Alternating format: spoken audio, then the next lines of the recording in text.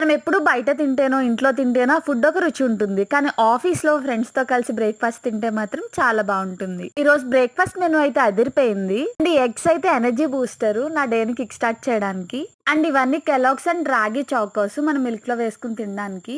And fresh fruit అయితే compulsory ఉంటుందనమాట. Breakfast అనేది బేసిక్‌గా ఏంటంటే టేస్ట్ కంటే కూడా అదొక పాజిటివ్ ఎనర్జీ అనమాట. ఇలా ఫ్రెండ్స్‌తో ఆఫీస్‌లో తింటే మనకు కూడా కమ్యూనికేషన్ అదంతా డెవలప్ అవుతుంది. అన్‌లిమిటెడ్ బ్రేక్‌ఫాస్ట్ మనకి ఎన్ని ఎగ్స్ కావాలంటే అన్ని ఎగ్స్ తినొచ్చు. సో, జిమ్ చేసే వాళ్ళైతే ఎగ్స్ ఒకటే తిని మిగతాయి అవాయిడ్ చేయొచ్చు. మన ఇష్టం అనమాట. అంటే చాలామంది మార్నింగే దోసలు అవి తినడానికి ఇష్టపడరు కదా! సో, వాళ్ళకైతే ఫ్రూట్స్, ఎగ్స్ అవన్నీ ఉంటాయి ఆఫీస్‌లో. నేనైతే ఈ ఫ్లఫీ సెట్ దోస అయితే తీసుకున్నాను. దీనికి పెయిర్డ్ అప్‌గా మనకి ఫ్లేవర్డ్ బఠానీ కర్రీ అయితే ఇచ్చారు. కాంబినేషన్ అయితే చాలా డెలిషియస్‌గా ఉంది.